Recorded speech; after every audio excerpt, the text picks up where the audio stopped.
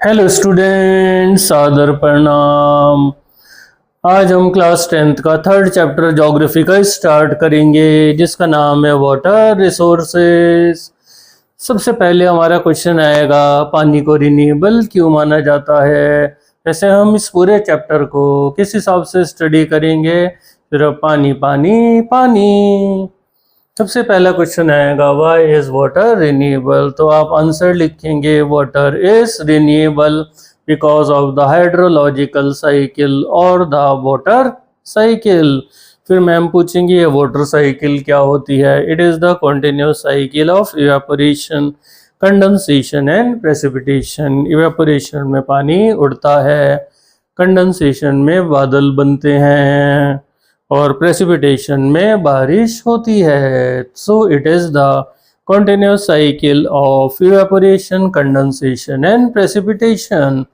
अगला क्वेश्चन हमारे पास बल्क में आएगा, what are the factors leading to water scarcity. किस वजह से पूरी दुनिया में इस समय वाटर स्कैरसिटी है, लेकिन हम इंडिया के बारे में स्टडी करेंगे।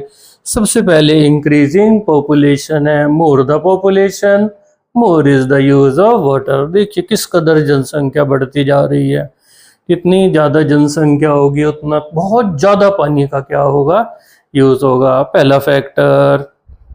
दूसरा फैक्टर, ज़्यादा खाने की ज़रूरत पड़ेगी, more the food so more the water is use to grow. Farmer भी ट्यूबवेल्स लगा देंगे, धनाधन खाना उगाएंगे, ज़्यादा खाना ज़्यादा पानी। तीसरे फैक्टर पर पहुंचते हैं, more industry the more the use of water. जितनी ज़्यादा फैक्ट्रीज बढ़ती जाएंगी उतनी ज़्यादा किसकी ज़रूरत पड़ेगी, पानी की। क्लीनिंग के लिए, कूलिंग के लिए, वॉशिंग के लिए, दिल खोल के वो किसका यूज़ करेंगे, पानी का। फिर हमारा अगला फैक्टर आएगा अर्बनाइजेशन। बड़े बड़े शहर बनते जा रहे हैं, देखिए भाई साहब क्या बड़ी बड़ी बिल्डिंग्स हैं। They are the heavy users of water. और हर एक के पास क्या होती हैं, अपनी वाटर पंपिंग डिवाइसेस होती हैं। सोचो बेटे, आपके घर भी तो छोटे ट्यूबवेल लगे हुए हैं सबमर्सिबल की फॉर्म में, बहुत तेजी से हम उससे किसको निकाल रहे हैं, पानी को। फिर हमारे पास अब तक का जो एनालिसिस था वो क्वांटिटेटिव एनालिसिस माना जाता है। अब हम पढ़ेंगे क्वालिटेटिव। इसमें क्वेश्चन ऐसे भी आ जाता है कि कुछ एरियाज में पानी तो बहुत है, फिर भी पानी की इतनी ज़्यादा कमी क्यों है। तो इसका सबसे पहला कारण देख सकते हैं आप, सीवेज को डायरेक्टली किसमें थ्रो किया जाता है, वाटर बॉडीज में, specially in the urban areas. Industries का वेस्ट देखिए, काला कूड़ा करकट सारा वेस्ट किसमें जा रहा है, इन द वाटर बॉडीज। दूसरा फैक्टर।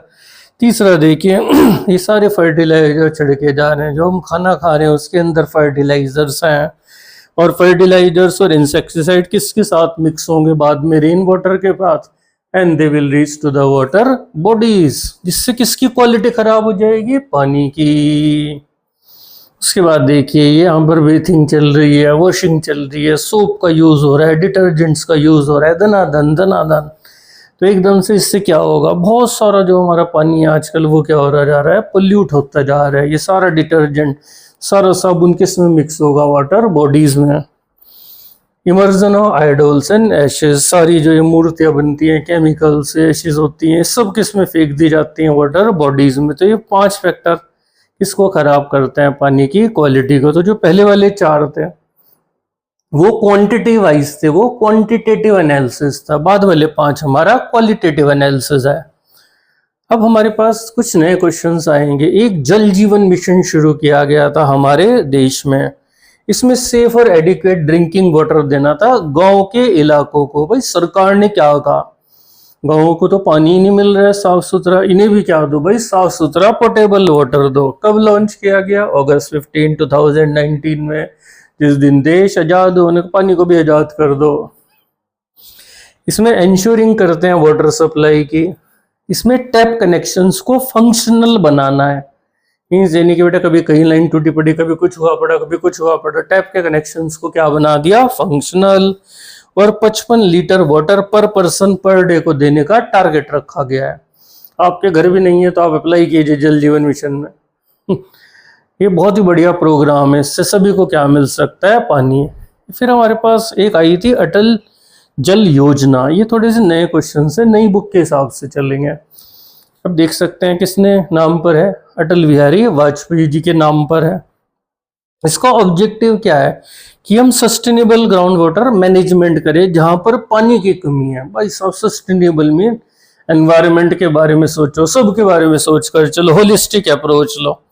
लॉन्च ईयर 2019 रहा था। टारगेट 7 स्टेट्स है जिसमें गुजरात और कर्नाटका मेन रहे। फंडिंग वर्ल्ड बैंक ने दी थी और सेंट्रल गवर्नमेंट ने दी। इसमें हमने कम्युनिटीज को भी इन्वॉल्व किया कि भाई आप भी तो पानी की रक्षा कर सकते हैं, सारी ठेका सरकार ने ले रखा है। एक बार और देखिए, ग्राउंड वाटर सस्टेनेबल मैनेज किया 2019 में शुरू हुआ। 7 स्टेट्स मेन गुजरात और कर्नाटका रहे थे।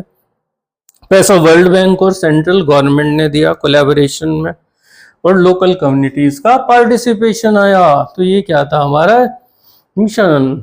अब वाटर एसेंशियल क्यों है? देखिए, एक तो बेटा आप वो पॉइंट तो लिख सकते हैं, पीने के लिए चाहिए, नहाने के लिए चाहिए, ये चाहिए वो चाहिए। इसमें कुछ अच्छे लेवल के लिखिएगा। हमें खुद को किससे बचाना है? हेल्थ हैजार्ड से। इसलिए हमें किसको बचाना पड़ेगा? पानी को। हमें अपना लिवलीहुड कंटिन्यूएशन में रखना है, क्योंकि हमारा पूरा लाइवलीहुड किस पे डिपेंडेंट है? पानी पर। हमें अपने इकोसिस्टम का भी बैलेंस बनाना है, उसको मेंटेन करना है। इसलिए किसकी जरूरत पड़ेगी? पानी की। और पानी नहीं होगा तो भाई खाना नहीं होगा। फूड सिक्योरिटी के लिए भी किसकी जरूरत पड़ेगी? पानी की। बहुत जरूरी है भाई पानी। अब हम डैम के बारे में पढ़ेंगे। डैम एक बैरियर होता है जो रिवर के ऊपर बना दिया जाता है, वो उसके फ्लो को कंट्रोल करता है, और इसके लिए वो एक रिजर्वियर बना देते हैं। जैसे पानी बहा रहा है, हमने भाई डैम बना दिया, पानी को रोक दिया एक लेक बनाकर, उससे हम अलग अलग तरह के यूजेस करेंगे। तो इसको क्या बोला जाता है? That structure is known as the dam. अब देखिए डैम के कितने पॉजिटिव्स हैं। आप इसे फ्रेंडसम से याद कर लीजिएगा, बाकी पिक्चर से क्लियर हो जाएगा। आप मछली पकड़िए, भाई वाह टेस्टी मछली खाइए, रिक्रिएशन कीजिए, मौज मस्ती कीजिए, इरिगेशन पानी सप्लाई कीजिए, डैम से जगह जगह पर पानी जा रहा है, इलेक्ट्रिसिटी जनरेट कीजिए, जो चाहे जलाइए, नेविगेशन का यूज़ कीजिए, डायरेक्शंस पता लगाइए, पोजीशंस पता लगाइए, डोमेस्टिक वाटर सप्लाई भेजिए, भाई जाओ पानी पियो, सारे डैम का पानी पियो। तो ये F fishing, R recreation, I irrigation and navigation, E electricity, D domestic water supply. अब एस और एम आएंगे। एस सीनिक ब्यूटी और एम मॉडिफाई क्लाइमेट। देखिए डैम के पास कितना सुंदर सीन है, सारे क्लाइमेट को मॉडिफाई कर दिया, ठंडा बना दिया पूरे इलाके को। अब इसमें एक जवाहरलाल नेहरू जी थे, ये उन्होंने क्या लाइन बोली? डैम्स को टेम्पल्स कहा था मॉडर्न इंडिया का। अब हम इसको जब एक्सप्लेन करेंगे तो डैम के सारे पॉजिटिव लिखेंगे, लेकिन जो सबसे मेन बात है वो ये वाली बात है कि डैम दोनों इलाकों का डेवलपमेंट करेंगे, अर्बन का भी और रूरल का भी। अर्बन का कैसे होगा? उन्हें क्या मिलेगी? इलेक्ट्रिसिटी। और रूरल एरियाज में क्या मिल जाएगी? भाई साहब इलेक्ट्रिसिटी मिलेगी, अपनी अपनी चीजें चलाएं, वहां पर मोबाइल रिचार्ज करें। तो ये सब फायदे किसके होते हैं? डैम के। तो अच्छी तरह कर लीजिएगा। जवाहरलाल नेहरू वाली बात आई तो ये बाद वाले 2 जरूर लिखिएगा। लेकिन अब डैम के नेगेटिव सबसे इंपॉर्टेंट क्वेश्चन आएगा हमारे पास। जब डैम हम बनाते हैं तो सारी सिल्ट एक ही जगह इकट्ठी हो जाती है, एक ही जगह इकट्ठी होगी। जब आगे पानी भेजा जाता है तो आगे की लैंड को मिट्टी ही नहीं मिलती। भाई डैम में क्या हुआ? पानी को रोक कर रखा, अब धीरे धीरे मिट्टी नीचे जमा हो गई। अब पानी जब आगे भेजा तो उसमें मिट्टी नहीं है, आगे की पूरी जमीन क्या हो जाती है? इनफर्टाइल हो जाती है। बहुत सारे नेगेटिव हैं और ये सबसे इम्पोर्टेंट क्वेश्चन भी है। अब जब मिट्टी नहीं होगी तो किसके घर तबाह हो जाते हैं? एक्वेटिक फौना के घर तबाह हो जाते हैं, क्योंकि उनके पास हैबिटेट्स ही नहीं बन पाते। हैबिटेट किस चीज़ से बनते? जब उन्हें मिट्टी मिलती है। तो इससे किसके हैबिटेट तबाह होते जा रहे हैं? ये हमारी देखिए सारी की सारी एक्वेटिक फौना है। तीसरे नंबर पर आएंगे तो फिशेस को माइग्रेशन करना पड़ता है स्पॉनिंग के लिए। डैम बैरियर का काम करता है और प्रॉपर प्लेसेस मिलते ही नहीं उनको स्पॉनिंग के लिए। इससे किसकी जनसंख्या पर गलत असर पड़ रहा है? फिशेस के। नेगेटिव ही नेगेटिव्स मिलेंगे आपको डैम के। अब 2 स्टेट्स है, मान लो इधर बिहार है, इधर उत्तर प्रदेश है, दोनों स्टेट्स के बीच में झगड़े चल रहे हैं। इधर बिहार कह रहा है कि हमें ज़्यादा इलेक्ट्रिसिटी चाहिए, इधर उत्तर प्रदेश का कहना है कि हमें ज़्यादा इलेक्ट्रिसिटी दो। डैम ने बेटे झगड़े खड़े कर दिए, बताओ, पड़ोसियों की तरह यहाँ भी झगड़े हुए जा रहे हैं। डैम की वजह से क्या होगी, ये सारी की सारी जो इधर फ्लोरा एंड फौना डैम के पीछे है वो पानी में डूब जाएगी, वो सारी फ्लोरा फौना खत्म हो जाएगी। देखिए वहाँ के सारे जानवर खत्म, पेड़ पौधे खत्म, सब कुछ तबाह हो जाएगा एक डैम बनने से। डैम में मक्खी मच्छर पैदा होते हैं, जिससे तरह तरह के, जब पानी को रोकेंगे स्टैग्नेंट वाटर सड़ता है, पानी भी बचे, उसमें बहुत सारे मक्खी मच्छर पैदा होंगे। इससे क्या होंगे, बहुत सारी वाटर बॉर्न डिजीज है, जिससे एपिडेमिक्स आ रही हैं। और डैम को किस लिए बनाया गया था, बाढ़ को रोकने के लिए। डैम से ज़्यादा बाढ़ आ रही है। अब आप कहेंगे कैसे, जैसे डैम की हाइट है, यहाँ सेडिमेंट जमा हो गए, डैम की कैपेसिटी कम हो गई, तो जब पानी छोड़ेंगे तो बहुत तेज़ी से वो निकलेगा, हमें छोड़ना पड़ेगा क्योंकि डैम की डिसिल्टिंग नहीं हुई है। तो डैम की वजह से क्या आ रही है, बहुत ज़्यादा फ्लड्स आ रही हैं, क्योंकि पानी छोड़ना ही पड़ता है उनसे। और डैम की वजह से अर्थक्वेक आते हैं। इतने बड़े बड़े डैम बना दिए अपने धरती पर। चाइना ने तो बहुत ही बड़ा डैम बनाया, अर्थ के एक्सिस तक को टिल्ट कर दिया उन्होंने। इसकी वजह से क्या आने शुरू हो गए, मैसिव अर्थक्वेक्स आने शुरू हो गए हैं। तो ओवरऑल देखा जाए तो बेटे डैम के नुकसान कितने हैं। डैम की वजह से फार्मर्स को जब पानी मिला, उन्होंने वाटर इंटेंसिव और कमर्शियल क्रॉप्स लगाई, पुअर मैन फूड ग्रो करना बंद कर दिया, ज्वार बाजरा खत्म। कि मोदी जी जबकि जोर डालकर कह रहे हैं कि ज्वार बाजरा खाइए, लेकिन गरीबों का खाना ही बंद। उन्होंने कहा भाई ऐसी फसलें उगाएंगे जिससे कमाई होगी, गया ज्वार बाजरा भाड़ में है। और फिर हमारे कृष्णा गोदावरी डिस्प्यूट हुआ। इसमें जो कृष्णा और गोदावरी का रिवर्स है वो कहाँ कहाँ से फ्लो करता है, महाराष्ट्र, कर्नाटका, आंध्र प्रदेश से। अब बताओ ये होगा आपको बेटे झगड़ा क्यों हुआ होगा, एग्रीकल्चर और इंडस्ट्री की शेयरिंग के लिए, कि पानी हमें ज़्यादा मिले, उनका कहना था हमें वही ज़्यादा पानी मिले। अब जो हमारा ये था कृष्णा डिस्प्यूट था, इसमें महाराष्ट्र, कर्नाटका, आंध्र प्रदेश आ गया वाटर एलोकेशन के लिए, और इसमें महाराष्ट्र, आंध्र प्रदेश, तेलंगाना आ गया। और ये डिस्प्यूट बहुत फेमस हुआ था। इसको क्या बोलते हैं, कृष्णा गोदावरी बेसिन डिस्प्यूट। अब हम पढ़ेंगे हमारे देश में क्या क्या टेक्निक्स है पानी को बचाने के लिए, बहुत इंटरेस्टिंग है। ये जो पहाड़ी इलाके होते हैं इसमें गोल सर्कुलर टैंक बना दिए जाते हैं, जिन्हें क्या बोला जाता है, दे आर द गुल्स और द कुल। आप पूरा टैंक देखिएगा गोल होगा, और फिर इससे डाइवर्जन चैनल्स बना दिए जाते हैं जिससे पानी की सप्लाई हो सकती है। दूसरा हमारे पास इनंडेशन चैनल फ्लड प्लेन्स में बनाए जाते हैं बंगाल के। इन चैनल से वो क्या करते हैं, पानी को बचाते भी हैं और पानी को सप्लाई भी कर देते हैं। फिर हमारे पास बेटे एक सिस्टम आया है जो हमारा क्या कहलाता है, इसको रूफटॉप रेन वाटर हार्वेस्टिंग बोलते हैं, जो पर्टिकुलरली कहाँ पर आ जाता है, राजस्थान में। ध्यान से सुनिएगा इस सिस्टम को। सबसे पहले तो बेटे देखिए यहाँ पर हमारी जो भी छत है उसे स्लोपिंग बनवाया जाता है और उससे एक पाइप को निकाल देते हैं। पाइप किससे जोड़ा जाता है, एक अंडरग्राउंड टंका से, जो आपके कोर्टयार्ड में घर के नीचे कहीं भी बनवाया जा सकता है। ग्रेविटी से पानी नीचे आएगा। अब पानी को उस अंडरग्राउंड टंका में कलेक्ट कर लिया जाता है। ये तो डगवेल आ गया। इसी तरह क्या बनता है, उसमें टंका बन जाता है, हैंडपंप से जोड़ दीजिए। हमारा मकसद क्या है, पानी को बचाना। या तो पानी को हम कमरे में सेव करें या धरती के अंदर पहुंचा दें।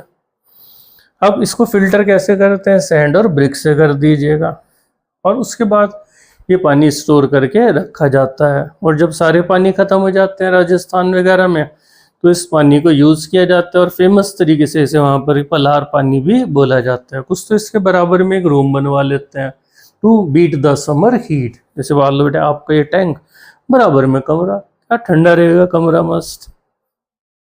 तमिलनाडु पहला स्टेट था जिसने किसको कंपलसरी किया था, रूफटॉप रेन वाटर हार्वेस्टिंग को।